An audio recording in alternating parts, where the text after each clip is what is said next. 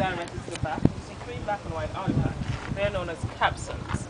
Now these capstans are actually replicas of the originals that were used back then, and they're also in the original position. Now the ship would be docked in the front, but sideways, so it would be one ship at a time. Workmen would then tie ropes up to the top of the mast of the ship and then to each capstan.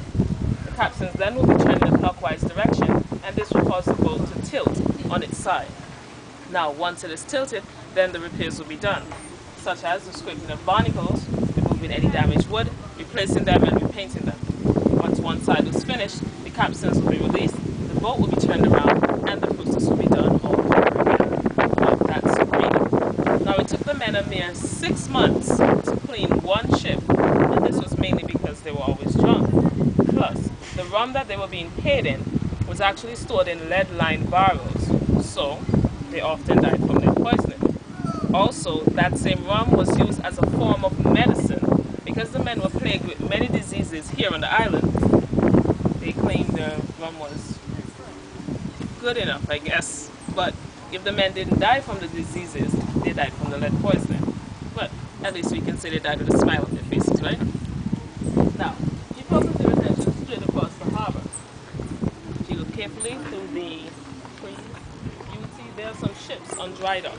Now this was actually the first working dockyard. It was known as St. Helena. Now St. Helena was constructed in 1725, but due to its overgrown popularity, a 50-foot hill had to be blasted away in this area to make room for this new dockyard. Now the rubble from the hill was used to construct the dock surrounding the dockyard, and there was also the sundial in the center of the roundabout. Now the sundial still tells the time, and the time is pretty much accurate once there's no cloud coverage. Now I've checked it a few times, but the sundial is also usually not the minute nor the second, but just the hour. Alright? Now today at St. Helena they currently do modern day careening for a company known as Antigua Slipway Limited. So instead of the capstans, everything is being done on dry dock where it is much easier and much simpler. Now between Antigua Slipway and Nelson's Dockyard, we're actually the longest working Georgian dockyard in the world. And the best of course. Now, lastly, straight on top of the hill we see Clarence House. Now Clarence House was constructed for the Duke of Clarence, Prince William Henry. He later became King William Henry IV. He was the last king before Queen Victoria. Princess Margaret also spent a few days of her honeymoon in Clarence House, but she was chased away by the paparazzi, so she had to move to another island, Barbados I was told. The house was later occupied by the past Governor Generals of Antigua and Barbuda, but it was destroyed by a hurricane in 1995. Since then, the gates have been closed.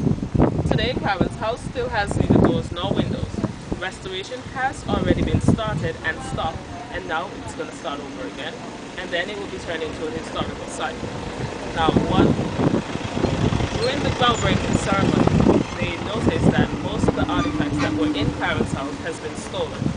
So they were pleading to the public